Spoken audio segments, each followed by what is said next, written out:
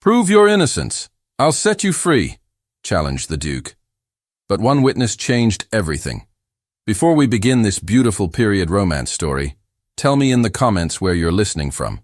I love knowing where you're joining me from.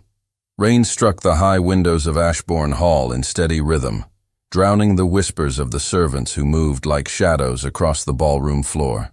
The chandeliers burned low, their light trembling on the gilt mirrors and the polished shoes of men too proud to stand close to one another. At the far end of the room, the Duke of Harborough sat in a high-backed chair that had been moved there for the occasion. His expression was carved from stone. In front of him stood a young woman in a simple grey dress, her hands clasped tightly together. "State your name," the Duke said. "Clara Whitmore, Your Grace." Her voice was quiet, but it carried. The gathered guests turned to one another, their curiosity sharpening like a blade. The Duchess, seated to the Duke's right, folded her gloved hands and exhaled with exaggerated patience. "And you are accused," the Duke continued, "of stealing the Duchess's emerald necklace. Found, I am told, in your drawer." The murmurs returned. Clara lifted her chin. "I did not steal it." The Duke leaned slightly forward.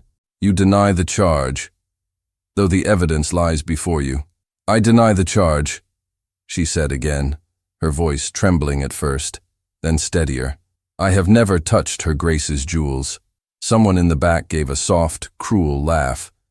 It was Mrs. Halford, the housekeeper, who had long considered Clara too proud for her position.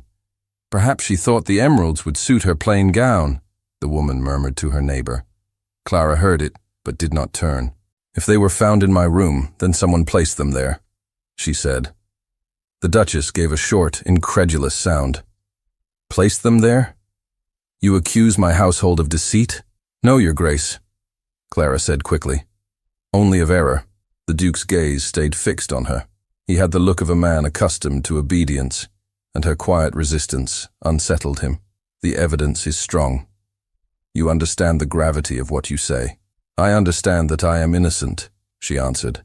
For a moment there was silence, the kind that feels heavier than noise.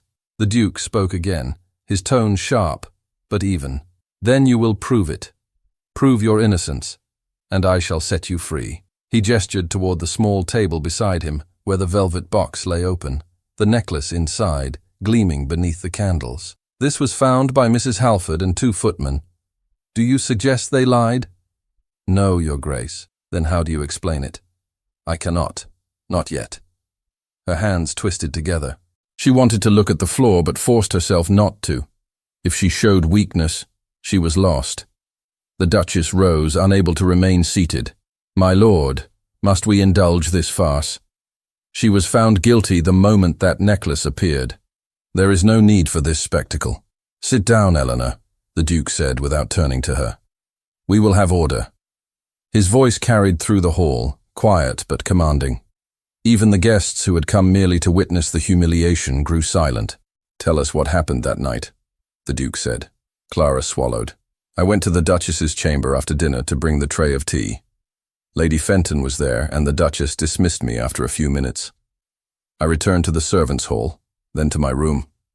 "At what hour?" "Near 10. "And when were the jewels discovered missing?" "The next morning." The Duke tapped the armrest of his chair with one gloved finger. "And no one saw you between 10 and morning?" "No one, Your Grace." "That is unfortunate," he said quietly. She hesitated, then said, "I believe someone saw me. I believe they could tell you where I was." "Who?" Her eyes searched the room. So many faces. Some indifferent, some pitying, some hostile. "Mr. Graham, the footman. He brought the Duchess's cloak from the parlor that night. He saw me in the corridor outside the kitchen." The Duke gestured. "Bring him." A servant hurried out, and a minute later the young footman appeared, pale and uneasy. He bowed awkwardly. "Mr. Graham," the Duke said, "you heard the charge. Did you see Miss Whitmore in the corridor that night?" Graham's eyes darted between them. "Yes, Your Grace. Around 10, I think. She was carrying linen from the washroom." "Was she alone?" "Yes, Your Grace." "And where were you?" "Going to fetch the Duchess's cloak from the parlor." The Duke paused. "Then you can confirm that Miss Whitmore was not near the Duchess's chambers at that time?" Graham hesitated. No, Your Grace. I can only say where I saw her, not where she went after. The Duchess leaned toward her husband. You see, even the servants hedge their words. This is wasting our time. Clara turned to the footman. Mr. Graham, did I seem hurried? Frightened? No, miss. Just tired. Thank you, she said softly. Enough, the Duke interrupted. That will do. You may go. The young man bowed and left, clearly relieved. The Duke folded his hands. Your witness does not clear you. No, but it proves I spoke truth. The Duchess rose again. My lord, Eleanor, he warned. She drew back, fuming. The guests watched with a fascination that bordered on cruelty. The Duke stood, tall and still. You say someone placed the jewels in your drawer. Who would do such a thing? Clara hesitated. She could feel every gaze pressing upon her. Someone who wished to harm me. Or perhaps to protect another. The Duke's brow lifted. You speak in riddles. Because I do not know the answer, she said. But I know it was not I. The Duchess laughed quietly. You expect us to believe a thief would speak with such virtue. Clara turned toward her. I expect nothing, Your Grace. Only that you allow truth to be found. For a heartbeat, no one moved. The Duke's eyes met hers, and something unreadable passed between them. A servant stepped forward with a small tray of documents. Your Grace, the accounts you requested. The Duke waved him off. Leave them. He sat again, resting one elbow on the armrest. Miss Whitmore, you entered my service 3 years ago? Yes, Your Grace. Have you ever been dismissed before? No, Your Grace. Any record of dishonor? None. Then why? He said, almost to himself. Would you risk everything for a handful of stones? I would not. He regarded her quietly. Your answer is too simple. It is the truth. The Duchess exhaled loudly. She is playing at virtue. Let us end this. The Duke ignored her. You have served faithfully until now, he said to Clara. And yet the evidence is against you.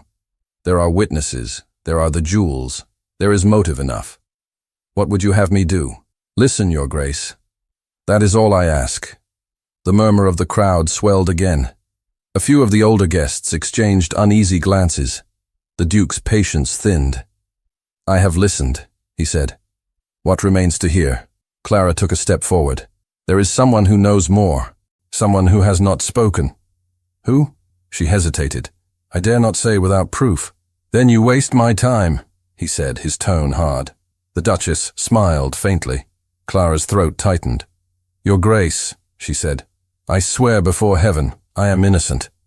If there is justice in this house, it will not condemn me for another's crime. The Duke looked at her for a long moment, then said quietly, Justice must be seen, even when mercy is costly. He turned to the steward. Mr. Dunn, prepare the papers for her dismissal. She will be escorted from the grounds by morning. A ripple of satisfaction ran through the guests. Clara's hands fell to her sides. So it is done before it begins, she said. The Duke did not answer. Then you were never seeking truth, Your Grace, she said softly. Only obedience. He froze. No one spoke. Her words had cut deeper than any plea. Take care how you speak to your master, the Duchess warned. Clara's gaze shifted to her. If I have no name left to guard, I have nothing left to fear. Enough, the Duke said sharply. You will hold your tongue. But she did not. You condemn me because it is convenient, because you must protect appearances. Yet somewhere in this room stands the true thief, and they will remain silent, because they know I cannot prove it. Gasps followed. A gentleman in the back muttered, She has lost her senses. The Duke's eyes narrowed. You accuse someone here? I accuse no one, Your Grace. I say only that truth has not yet spoken. Then it never shall, the Duchess said coldly. The Duke drew breath to speak again, but a sudden noise interrupted him. The sharp echo of hurried footsteps in the corridor beyond the closed doors. A voice murmured, too low to catch, followed by another sound, closer this time. The guards exchanged glances. What is that? The Duchess demanded. Before anyone could answer, the doors swung open with force. A man stood on the threshold, drenched from the rain, his coat dark with travel. The servants nearest the door stepped back in shock. The Duke turned, his expression unreadable at first, then changed, as though the color had drained from his very soul. The man bowed slightly. "Forgive the intrusion," he said. "I arrived without announcement, but I could not remain silent. Not tonight." "Who are you?" the Duchess asked sharply. He looked at her, then at the Duke. "You know me, Your Grace, or did once." A collective gasp moved through the hall. The Duke rose slowly, his hand gripping the edge of his chair. "Impossible," he whispered. "You—" The man stepped forward, his eyes steady despite his exhaustion. "Yes, Your Grace. Edward Latham, returned at last." The guests turned from one to the other, confused and fascinated. Whispers surged like wind through dry leaves. The Duke's voice came low and strained. "You were presumed dead." "So I heard," Edward said. It suited many to believe so. The Duchess's face had gone pale. "What business brings you here?" "The business of truth," he said simply. The Duke's jaw tightened. "You will have none of that in my hall. Leave now, before you regret this entrance." Edward's gaze did not waver. "Before you condemn her, Your Grace, perhaps you should first remember what you owe me." The hall was still. Rain tapped against the windows, soft but insistent, as if it too demanded to hear what the stranger would say. Edward Latham stepped forward into the candlelight, his wet coat clinging to his shoulders. The Duke's hand rested on the arm of his chair, gripping it as though it were the only thing keeping him upright. No one spoke. The Duchess stared at the newcomer with disbelief that turned slowly into alarm. Her voice was brittle when she finally found it. "Edward Latham is dead. He drowned off Calais 5 years ago." Edward gave a faint, tired smile. "No, madam. I was very much alive, only ruined. And I see the news of my death was convenient to some." The Duke's voice cut through the murmurs. "Why have you come here?" "To speak the truth," Edward said. "Not to you alone, but before all who sit in judgment of this young woman." Clara's breath caught. She looked at him uncertainly, wondering why this stranger would risk the Duke's fury on her behalf. The Duke took a step forward. "You will leave this house at once. I will not allow a dismissed servant to disrupt my court." Edward's gaze did not falter. "Dismissed," he said quietly. "Is that how you remember it, Your Grace? You dismissed me after I confessed to a crime I did not commit, because you asked me to."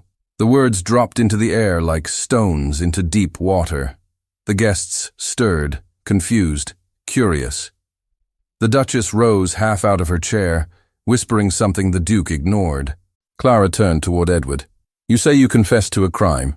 He nodded, his eyes still on the Duke. "Yes, years ago, when certain accounts went missing from the estate books. His Grace was under pressure from creditors and Parliament alike. I was his steward, and the blame fell conveniently upon me." "That is a lie," the Duke said sharply. "You forged those accounts." "Did I?" Edward asked. "Or did I take the burden you could not carry?" Gasps spread among the assembly. The Duchess pressed a trembling hand to her throat. "You speak treason." Edward's tone remained calm. "I speak memory. And I came tonight because I have seen again the same injustice I once endured. An innocent accused while the powerful hide behind appearances." The Duke's eyes hardened. "You will not compare yourself to this girl." "I do not," Edward replied. "I compare you to yourself." The Duchess moved toward her husband. "Do not let him stay here another moment. Send for the constable." "There will be no constable," Edward interrupted. "Not yet. I have something to show His Grace." From within his coat, he drew out a folded letter, sealed but worn from travel. He placed it on the table beside the velvet box containing the emeralds. The Duke stared at it without reaching. "What is that?" "A copy of a letter you once wrote me," Edward said. "I kept it because I thought someday you might wish to read your own words again." The Duke's voice dropped to a growl. "You forged it," Edward shrugged. "Open it then. Let them see." The Duke's jaw tightened. His hand hovered above the letter but did not touch it. He turned instead toward the assembled guests. "Leave us." No one moved. The Duchess's voice rose, sharp with fear. "You cannot order them away now. They have heard too much." The Duke glanced at her. For the first time, his composure cracked. "Eleanor, I said leave," but she did not move either.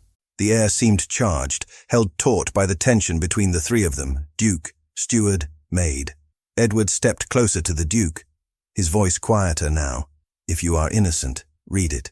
If you are not, I will read it for you." The Duke hesitated, then broke the seal with a sudden motion. The wax snapped like a gunshot. He unfolded the paper, scanned the first lines, and stopped. His shoulders stiffened. The Duchess reached for the letter, but he held it out of her reach. "Where did you get this?" "You wrote it," Edward said. "The night before you dismissed me. You asked me to claim the false accounts as my own, in exchange for a sum of money that was never paid. I kept your letter, because I knew one day you would try to forget." The Duchess's voice shook. "This is nonsense. The man is a fraud." Clara spoke softly from where she stood. "If it is nonsense, then why does His Grace look so pale?" All eyes turned to the Duke. He folded the letter slowly and set it back on the table. "You are clever, Edward. Clever enough to invent what you cannot prove." Edward's smile was faint. "You never did like the truth when it came in plain words." The Duke faced the crowd again, forcing his tone back to authority. "This man was dismissed for dishonesty. His word carries no weight in this hall. We will hear no more of him." Clara's voice broke through the murmurs. "Then hear me." The Duke turned, startled by her audacity. "You will remain silent." "No, Your Grace," she said. "Not while a man risks his name to speak what I have tried to say. If you would not hear him, then hear me." He stepped toward her. "Take care, girl." "Care has already failed me," she replied. "When I was accused, I begged for justice and found none. If truth exists here, it must be spoken by those who have nothing left to lose." The Duchess scoffed. Listen to her. A servant preaching virtue. But Clara did not look at her. Her eyes stayed on the Duke. "You said I might prove my innocence. I cannot do it alone. Let this man speak, and if his words are lies, then let the truth reveal itself." The Duke's hands clenched behind his back. For a moment, it seemed he might refuse outright. Then, as if weighed down by invisible chains, he nodded once. "Speak then. But speak quickly." Edward inclined his head. "Thank you, Your Grace. On the night the jewels were said to be stolen, I was near the estate. I came because I received word from a former footman that something was amiss. I entered the grounds unseen and watched from the garden terrace." The Duchess gasped. "You were trespassing." "I was," Edward admitted. "And from the terrace, I saw a light in the Duchess's chamber, though the household slept. I saw a figure leave the room, carrying something wrapped in cloth. I could not see the face, only the gown, a pale blue gown, trimmed with lace." The Duchess froze. The guests turned toward her. She wore that very gown now. The Duke's voice was low. "You mean to accuse my wife?" Edward's eyes did not move from him. "I mean only to say what I saw." The Duchess's color drained, then flared crimson. "This is madness. You think I would steal my own jewels?" Clara spoke softly. "Perhaps to hide them, Your Grace. Perhaps to make another seem guilty." The Duchess's mouth fell open, but no words came. The Duke stepped between them. "Enough. You overstep your place, Miss Whitmore." She drew a breath but did not back down. "You said I might prove my innocence. I am trying." Edward turned to the Duke. "Let her speak. She has earned that much." The Duke's gaze flicked between them, torn between pride and uncertainty. Finally, he gave a short nod. Clara said quietly, "When the necklace was found, Mrs. Halford said it was discovered by accident during the morning inspection. But the drawer had been locked. Only the housekeeper and I had keys, yet mine had been missing for 2 days before that morning." The Duke frowned. "Why did you not say so?" "Because no one would have believed me," she said. "Not when the key was found again, on the very morning of the search, lying on my own table." Edward's eyes narrowed. "That fits what I was told. Someone in the household meant to make certain the blame could not escape her." The Duchess turned away, muttering, "This is a conspiracy." Edward spoke again, addressing the crowd. "When I came to the hall tonight, it was not only for Miss Whitmore. It was to bring back what belongs here." He opened a small leather pouch and drew out a folded document, yellowed with age. This is the record of my dismissal, signed by His Grace himself, along with the ledger that proved the accounts were not falsified by me. I took them when I left, because I knew one day the truth would need a voice. The Duke's eyes widened. You stole those papers. I kept them, Edward said. For the same reason I kept your letter, because you asked me to lie. The Duchess caught her breath. Henry, say something, but the Duke said nothing. His eyes remained fixed on the papers as though they burned. Clara spoke again, her voice low but steady. Your Grace, the truth may shame you, but if you hide it now, you will carry that shame forever. The Duke turned sharply toward her. Do not lecture me. I mean no disrespect, she said. Only that mercy begins with honesty. The Duchess gave a sharp laugh. Mercy? You speak as though you were the wronged one. Perhaps she is, Edward said. Perhaps we both were. The Duke raised his head, his face pale. What do you want from me, Edward? Money? Apology? You could have written from abroad. You need not come here to humiliate me. I came because you taught me silence, Edward said, and I will not teach it to others. The guests stood in uneasy silence. A few began to whisper, uncertain whether they were witnessing justice or ruin. The Duke turned to the crowd. You will all forget this. Do you hear me? Every word. Words cannot be forgotten, Edward said. Only forgiven. The Duke's fist struck the table. Enough! You come into my house, you insult my name. Edward interrupted quietly. The only name insulted here is your own. The Duchess reached for her husband's arm, whispering frantically, do something before he speaks further. But the Duke's eyes were fixed on the letter again. He looked as though he saw something there no one else could. Clara stepped forward once more. Your Grace, she said softly, if you wish to protect your honor, do it through truth. Let this man finish. The Duke looked at her, his jaw set. You would risk everything on his word? I have nothing left to lose, she said. Edward gave a single nod of respect. Nor do I. The Duke's hand trembled slightly. Then he turned to the hall. If you insist on hearing this madness, he said, then you shall hear it all. Speak, Edward Latham. Tell them your truth, and let them judge between us. Edward drew a breath and opened his mouth to continue. But before a single word left his lips, the great chandelier above them flickered violently as a gust of wind swept through the open doors. The candles guttered, and from somewhere beyond the hall came a sharp cry. Servants rushed toward the corridor. The Duchess's maid stumbled in, pale and gasping. My lady, she cried, the Duchess's chamber, it's open, the jewels, they're gone again. The hall erupted. Guests gasped, servants darted toward the staircase, and the Duchess clutched the back of her chair to steady herself. The Duke's voice rang out, sharp as thunder. What did you say? The maid trembled, breathless. The chamber door was open, Your Grace. The jewel box, it's empty again. Everything's gone. The Duke turned toward Edward. You did this! You came here to distract us while your accomplices robbed my house. Edward lifted his hands calmly. I came alone, and you know it. The jewels were already gone once before. Perhaps truth has decided to repeat itself. The Duchess's face had gone white.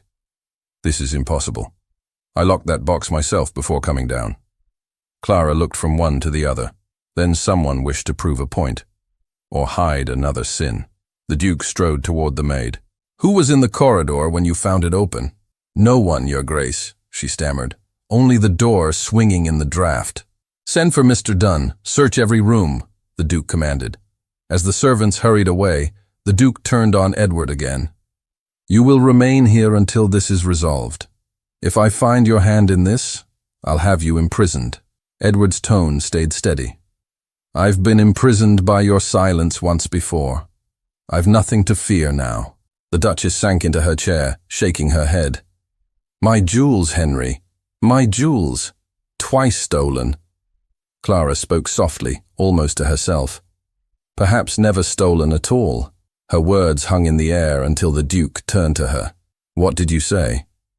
She met his eyes. You said before that the necklace was found in my drawer, but if it has now disappeared again, then it was never truly there.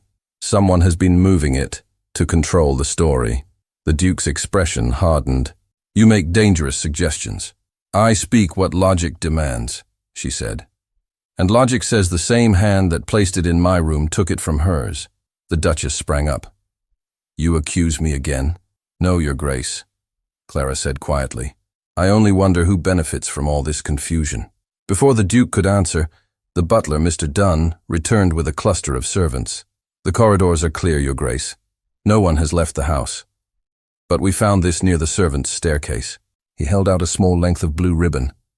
The Duchess gasped. That ribbon, it's mine. Dunn bowed slightly. Yes, Your Grace. It appears torn from one of your gowns. The room seemed to freeze. The Duke turned toward her, disbelief flickering through his eyes. Eleanor? Her lips parted, but no sound came. That proves nothing, she whispered finally. The ribbon could have been dropped days ago. Edward's voice was quiet, but sharp. It matches the gown you wore the night I saw a figure leaving your chamber. The same night the jewels first vanished. The Duchess's hand trembled as she reached for the ribbon. This is madness. You all conspire against me. The Duke's voice fell low. Is it true? Were the jewels never stolen at all? She drew back, cornered. You would believe them over me, over your wife. I believe what I see, he said. Edward stepped closer. Your Grace, let me end this pretense. The jewels were pawned months ago under another name, mine. I was ordered to sell them and repay a private debt. When I refused, you dismissed me, and your lady demanded I disappear to spare your reputation. The Duke's head snapped toward him. That is a lie. Edward shook his head. I can prove it. He reached into his coat again and drew out a second document, an old receipt. This bears the signature of the broker in London, as well as the date and the initials E.H. for Eleanor Harborough. The Duchess let out a faint cry. How did you get that? I was there when you signed, Edward said. You feared the creditors would learn of your husband's debts, so you begged me to keep it secret. Gasps rippled across the room. The Duke stared at her. Eleanor, is this true? She trembled, clutching the back of her chair. You left me no choice. The estate was drowning in debt. I could not bear to see your name dragged through scandal. You sold the family jewels to pay my debts. I meant to replace them before anyone knew, she whispered. But Edward disappeared, and I could not reclaim them. I panicked. When word spread that they were missing, Her voice broke. You framed the girl, the Duke finished. No, I only wanted... She stopped, pressing her hand to her mouth. I did not mean to harm her. I thought if someone were blamed, the matter would be forgotten.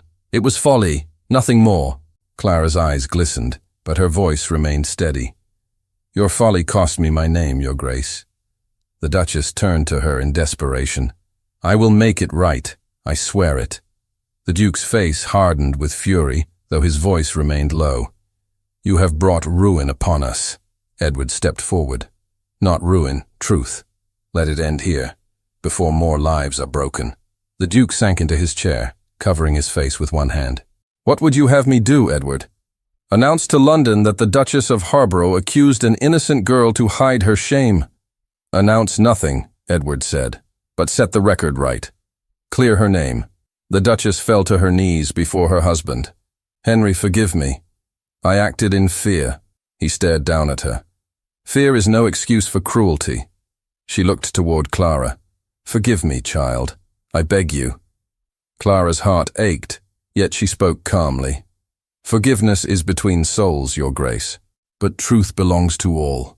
The Duke rose slowly. Enough. This cannot be decided in whispers. He turned to the guests, who had drawn back in uncomfortable silence. You have all witnessed what pride and deceit can do. Let it be known that Clara Whitmore is innocent of all charges. There was a murmur, half relief, half disbelief. The Duchess covered her face, sobbing quietly. Clara bowed her head. Thank you, Your Grace. But Edward's voice cut in again, steady and solemn. There is more to say. The Duke turned to him, weary. More? Edward nodded. The debt that forced this chain of deceit, it was not paid. The money from the sale was never enough. I returned last week to the broker and learned the truth. The jewels were redeemed by another, someone using your steward's name and seal. The Duke frowned. Impossible. Edward opened the folded receipt again and pointed to a second mark. I recognize this seal. It is yours. The Duke's breath caught. Mine? I do not accuse you, Edward said, but someone used your authority to reclaim them. Someone within your household. A cold silence fell. The Duke turned toward his servants. Who has access to my seal? No one answered. Clara said quietly, Only Mr. Dunn, perhaps. And the Duchess. Dunn shook his head quickly. Never, Your Grace. I would not dare, the Duchess whispered. It was not I. Edward looked toward the Duke. Then who? Before anyone could speak, one of the younger footmen stepped hesitantly forward. Begging your pardon, Your Grace, he said, but I think I can tell you. The Duke motioned him on. Speak. The boy swallowed hard. It was the butler, sir, Mr. Dunn. I saw him in your study late one night after everyone had gone. He was sealing a letter with your crest. When he saw me, he told me to keep silent or lose my position. All eyes turned to Dunn. His face flushed crimson. Lies, baseless lies from a foolish boy. The Duke stepped closer. Is it true? Did you forge my seal? Dunn's lips moved, but no sound came. Finally, he said, I did it for the house, for your grace. The creditors were restless, and the Duchess feared. You betrayed me, the Duke said, his voice cold as stone. You betrayed us all. Dunn's shoulders slumped. I thought it would save you. I thought if the jewels were recovered quietly, no one would ever know. Edward shook his head.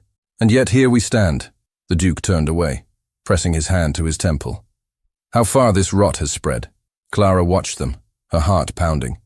Then the jewels were taken, sold, redeemed and hidden again, all to protect appearances. Edward nodded. Yes, and now they have vanished once more because deceit cannot remain still.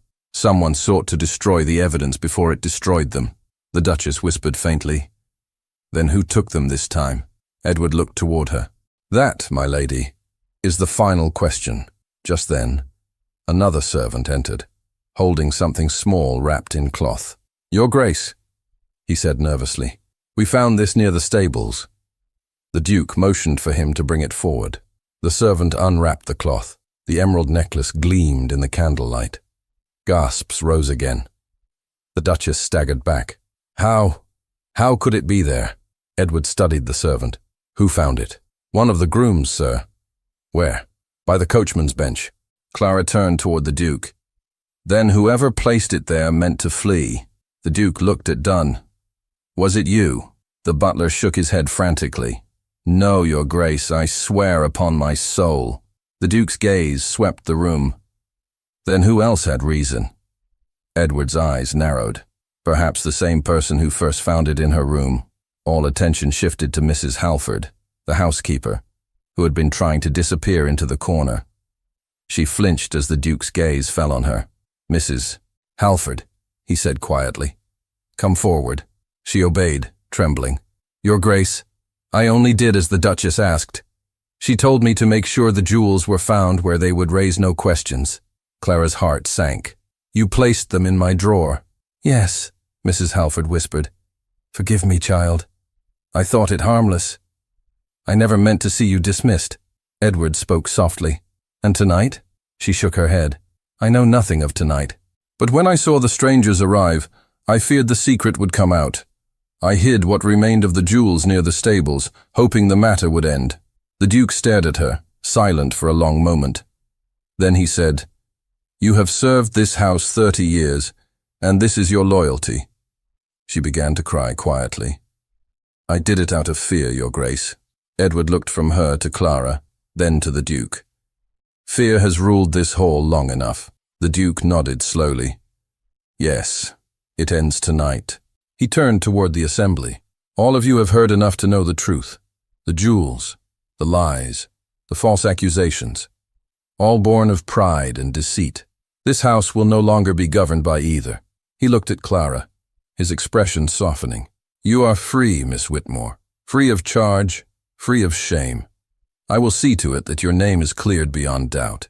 Clara bowed her head, her eyes shining. Thank you, Your Grace.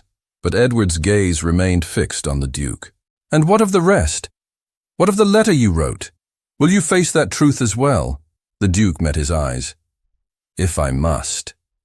"Then let all be known," Edward said quietly. "Let them hear what was hidden in that letter." The Duke's voice was a whisper now. "Not here, not before them." "Then before her," Edward said, nodding toward Clara. "She deserves to know who judged her." The Duke hesitated, then unfolded the letter once more, his hands trembling. He began to read, his voice low. "I, Henry Harborough, admit that the falsified accounts were drawn under my command and not that of my steward. I confess that I asked Edward Latham to bear the blame to preserve the honor of my house." Gasps swept through the room. The Duke lowered the paper, his face pale. "It is the truth." The Duchess sank onto the floor, her eyes wide with despair. "Henry, what have you done?" "I have done what I must," he said. "At last." He turned to Clara. "You see now, Miss Whitmore." "The guilt was never yours." Clara's voice trembled. "Nor the shame, Your Grace." The Duke nodded slowly, as if something inside him had finally broken. Then the Duchess gave a strangled sound. "What have we left to lose?" she whispered. And before anyone could move, she collapsed in a faint at his feet. The hall had emptied. What remained was silence. Thick, uneven silence broken only by the slow ticking of the mantel clock and the faint rustle of servants carrying the Duchess to her chamber. The guests had left in stunned whispers, their carriages rolling away through the mud. Ashbourne Hall, once loud with accusation, was now heavy with remorse. The Duke stood motionless near the long table. The open letter lay beside the emeralds, its confession exposed to the flickering light. Edward Latham stood across from him, his coat still damp from the storm. Clara remained by the doorway, uncertain whether she should leave or stay. It was Edward who spoke first. "You have your truth now, Your Grace. It has cost more than either of us expected." The Duke's voice was low. "Truth always costs dearly. I see that now." He turned to Clara. "Miss Whitmore, you are free to go. The carriage will take you to the vicarage in the morning. You may remain there until I have arranged proper reference for another position." She shook her head. "I need no carriage, Your Grace. I have a place waiting at the parish school. It will do." He looked at her, surprised. "You wish to leave Ashbourne entirely?" "There is nothing for me here," she said softly. "What once was home became a prison. I would rather begin again where no one knows my name." Edward studied her, then the Duke. "She speaks wisely. This house needs silence more than servants now." The Duke's gaze lingered on the letter. "And what of you, Edward? Will you remain to ensure my ruin is complete?" Edward smiled faintly. "I have no wish for your ruin, only your honesty. My name was cleared tonight. That is enough." He reached into his coat, drew out another envelope, and placed it on the table. "My resignation, written years ago but never accepted. Let it stand now." The Duke did not touch it. "Where will you go?" "Where men are judged for work, not birth. Perhaps America," Edward said. "I hear there is room enough there for those who carry their conscience instead of a title." Clara's eyes filled with quiet admiration. "Then you go in peace, sir." "And with my gratitude." Edward bowed slightly. "It was your courage that freed us both, Miss Whitmore." The Duke spoke, his tone subdued. "Before you go, there is something I must say." Edward waited. "I wronged you years ago," the Duke said. "I forced you to bear my sin. No man should bear another's burden. I ask forgiveness, though I have no right to it." Edward regarded him for a moment, then nodded. "You have it. But remember, forgiveness is not a gift to keep. It is a duty to pass forward." He extended his hand. After a long hesitation, the Duke took it. The handshake was brief, awkward, but real. When Edward turned to leave, Clara stepped closer. "Will you not stay for supper, sir? The storm has not passed." He smiled. "No storm lasts forever, Miss Whitmore, and mine has spent itself at last." He walked out without another word. The heavy doors closed behind him, and the Duke exhaled as if something within him had finally broken loose. Clara approached the table. "Your Grace, may I speak plainly?" He nodded, weary. At this point, plain speech is all that remains. "You have made right what was wrong," she said. "That matters more than the shame." He gave a short, humorless laugh. You think confession repairs a lifetime of pride? I think it begins to. He turned toward her. You defend me, even now? After all that was done to you? I defend the man I see, not the one I met that night, she replied. The one who accused me is gone. I saw it in your eyes when you read that letter. He looked at her with something like wonder. You speak as though you understand what I barely grasp myself. I understand that forgiveness is not weakness, she said. It's the only strength that lasts. He lowered his gaze. You should despise me.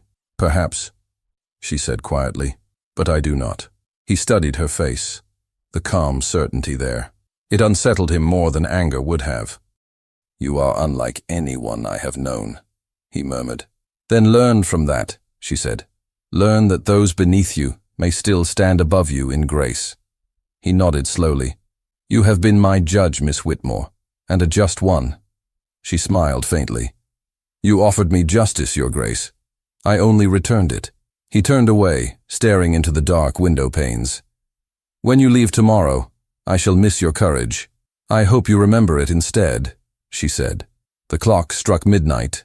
Its echo filled the hall, long and solemn. Go and rest, he said quietly. You have earned peace. She curtsied. And you, Your Grace, find it. He watched her walk toward the servants' staircase. Her steps were slow, reluctant. As she reached the first stair, he said, Clara. She turned. It was the first time he had spoken her name aloud. Do not think your years here were wasted, he said. They taught me more than mine ever did. She bowed her head slightly. Then something good was born from what was wrong. When she was gone, the Duke sank into his chair. The hall felt unbearably vast. He looked at the emeralds one last time, then closed the velvet box and set it aside. Morning came grey and silent. The storm had passed, leaving the air clean and cold. Clara stood near the gate with a small carpet bag. The carriage waited. She looked once toward the house, its windows shuttered, its chimneys smoking faintly, and climbed inside. The road wound through the valley, the fields soaked with dew. She did not cry. She only pressed her hands together and whispered a short prayer for those she left behind. At Ashbourne, the Duke walked through the corridors alone. He paused outside the Duchess's chamber, where the physician was just leaving. She will recover, the doctor said, but she must rest. Her nerves are badly shaken. The Duke nodded. She will go to her sister's in Bath tomorrow. See that the carriage is prepared. Yes, Your Grace. When the doctor was gone, the Duke entered quietly. The Duchess lay awake, pale against the pillows. She looked at him with the weary shame of one who has run out of words. He spoke first. You will leave for Bath at dawn. She nodded faintly. And you? I will remain here. There is much to repair. She turned her face to the window. I never meant to harm her. I know, he said. But intention does not erase consequence. Tears welled in her eyes. Will you ever forgive me? I do, he said simply. Not because I can, but because I must. She closed her eyes. You were always stronger than I. He gave a small, sad smile. No, Eleanor. I'm only learning strength from those I once ignored. She said nothing more, and he left her to rest. Days passed quietly. The house seemed emptier without the rustle of servants or the sound of Clara's laughter in the kitchen. The Duke spent his mornings reviewing accounts, dismissing those who had aided the deceit, and his evenings walking the grounds in silence. One afternoon, he found himself near the rose garden, where Clara had once tended the Duchess's flowers. The beds were bare now, stripped by wind and neglect. He knelt, brushed soil from his hands, and murmured, We will begin again. That night, he sat alone in his study. The letter still lay on his desk. He read it once more, then folded it carefully and locked it away. For the first time, the weight on his chest lifted. Weeks turned into months. The Duchess departed quietly, leaving behind her jewelry box, empty but polished. Edward Latham wrote once from the docks at Liverpool, a brief letter saying he had found passage to New York. The Duke read it twice and placed it beside the others. Ashbourne began to breathe again. The servants who remained worked with newfound calm. Gossip faded. The hall that once echoed with judgment now held silence filled with something gentler. Remorse, and slowly, hope. One morning, the Duke received a small parcel from the parish. Inside was a folded note in Clara's clear hand. "Your Grace," it read, "I pray that Ashbourne stands lighter now. The children here have little, yet they laugh freely. It reminds me that joy does not depend on grandeur, but on peace. May you find the same." He held the paper for a long time before setting it down. That evening, he walked through the halls and stopped before the mirror in the entryway. For the first time, he saw not a ruler of men, but a man himself, aged, flawed, but unguarded. When the spring came, he sent a donation to the parish school under her name. The vicar wrote back to thank him, saying the funds would provide books for the children. He asked if the Duke wished his name mentioned at the dedication. The Duke replied with one line, "Let it belong to the one who taught me mercy." He signed no name. The day felt lighter after that. Servants noticed their master smiled more often, that the air in the house seemed fresher. The portraits in the corridor gathered less dust. The windows stayed open longer. Late one afternoon, he stood again in the garden, where the new roses were blooming. A breeze passed through, carrying the faint scent of earth and promise. For a moment, he thought he heard Clara's voice, the soft rhythm of her laughter carried by memory. He closed his eyes. "Be well, Clara," he whispered. "You were right. Forgiveness is the only strength that lasts." The sun dropped behind the trees, casting long shadows across the gravel path. He turned toward the house, the windows glowing gold in the light, and walked back through the open doors, ready to face the quiet he had earned. The sun was low over the hills when Clara closed the last book on the small wooden desk of the parish school.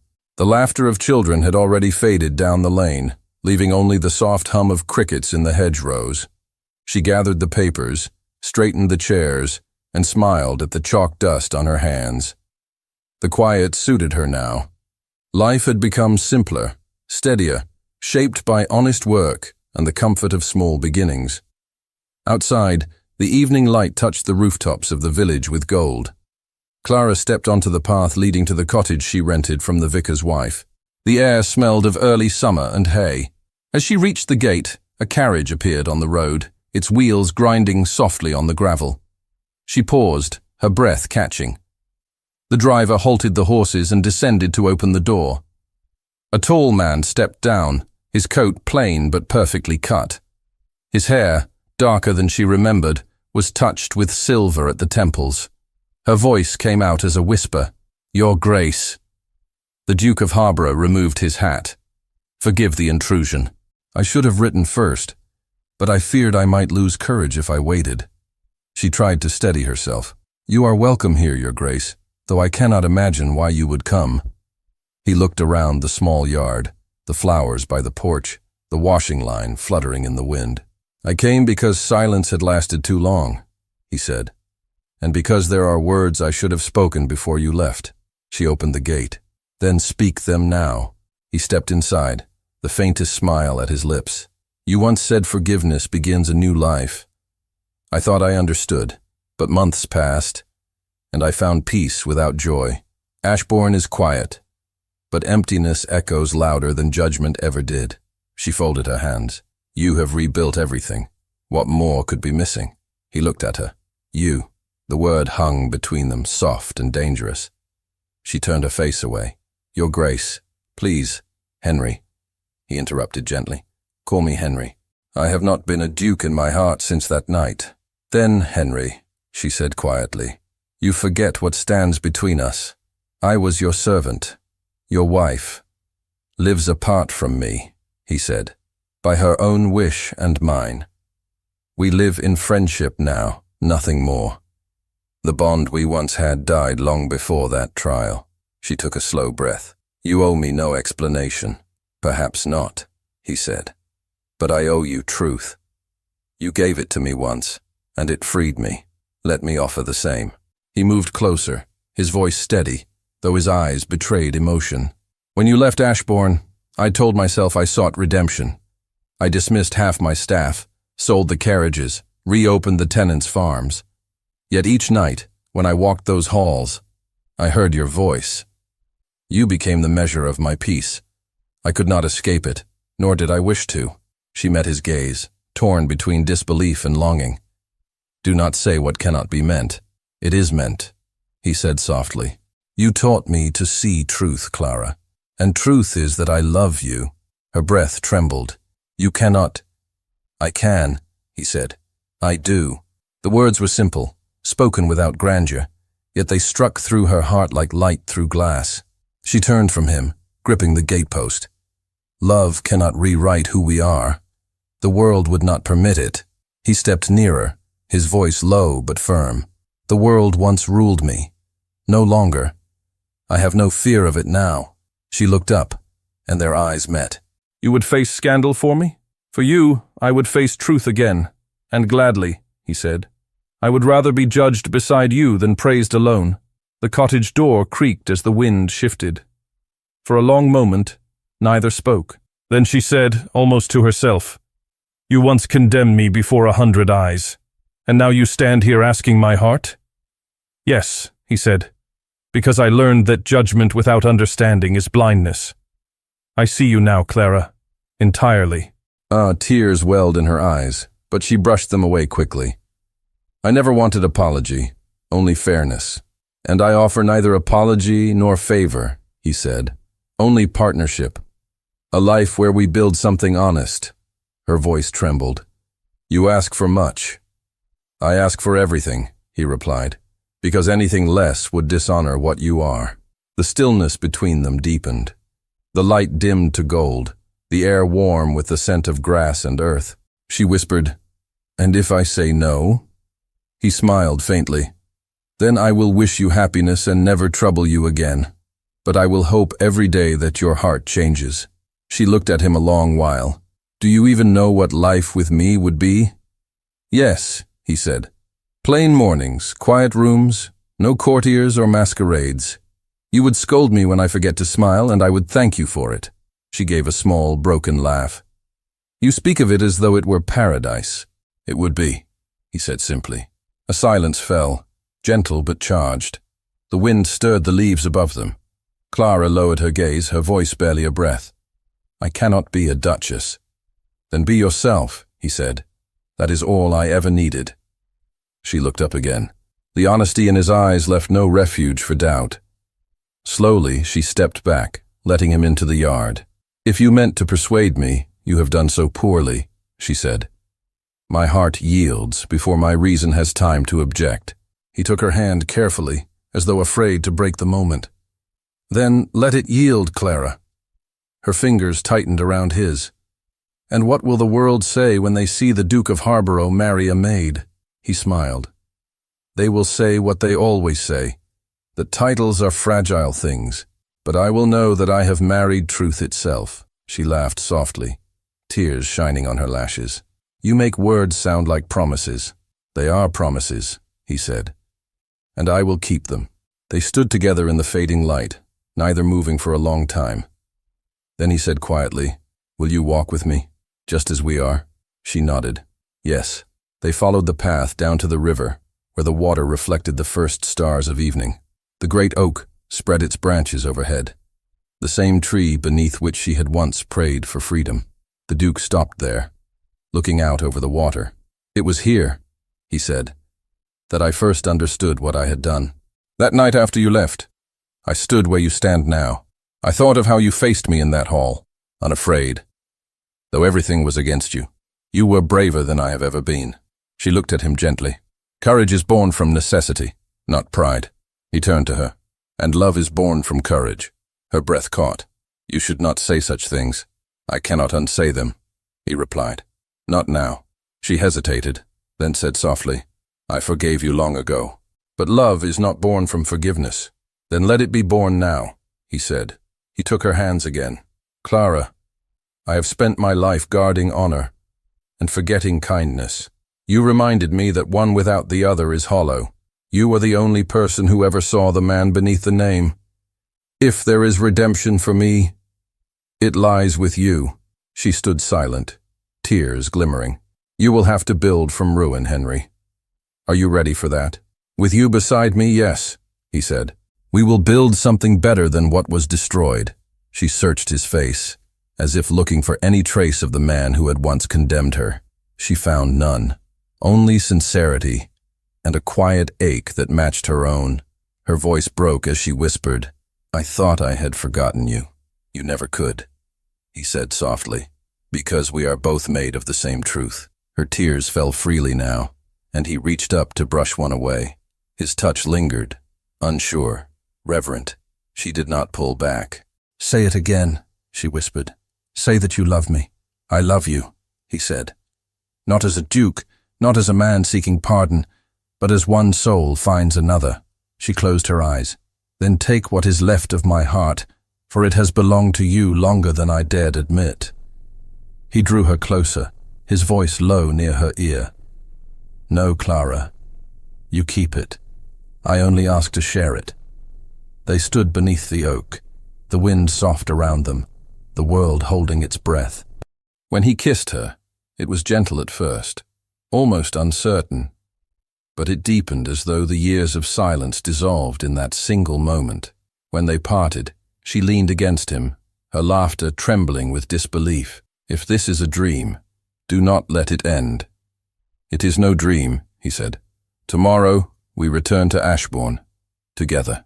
She smiled through her tears. "As master and servant again?" "As equals," he said. "As husband and wife, if you will have me." Her eyes widened. "You would marry me?" "I would do nothing less," he said. "Let them whisper, let them doubt. They did the same when I sought truth, and still the world turned. Let it turn now." She pressed a hand to his chest. "You mean it." "With all that I am," he said. "I have learned that honor without love is dust. I will not live in dust again." She drew a shaky breath, her smile breaking through tears. "Then yes, yes, Henry, I will." He exhaled, laughter and relief mingling. "You make me the happiest man alive." "You already were," she teased softly. "You simply did not know it." He took her hand, kissed it, then held it against his heart. "You once said truth frees us. Now I know what freedom means." They walked back toward the village as night fell, the stars bright above the quiet fields. The vicar's wife, seeing the two figures in the distance, paused by her window and smiled without knowing why. When they reached the gate, the Duke stopped again. "Tomorrow I will send word to the parson. We shall be married here, under the open sky, where no walls can close upon us." She looked up at him, her voice trembling with joy. "And what of Ashbourne?" "It will be our home," he said. "Not my estate, not your memory, ours." She smiled, unable to speak. He lifted her hand once more and kissed it gently. "Clara Harborough," he said softly, as though testing the sound. "It suits you." Her eyes filled with tears. "And what will become of the Duke of Harborough?" He smiled. "He will be the man who finally learned to love." A breeze swept through the garden, carrying the scent of roses. Clara rested her head against his shoulder, and he held her as though the world beyond that moment no longer mattered. The church bell rang in the distance, its sound rolling across the valley like a promise kept. He looked down at her, his voice almost a whisper. "We began in judgment, Clara. Let us end in grace." Her answer came softly, steady and sure. "We shall live in it."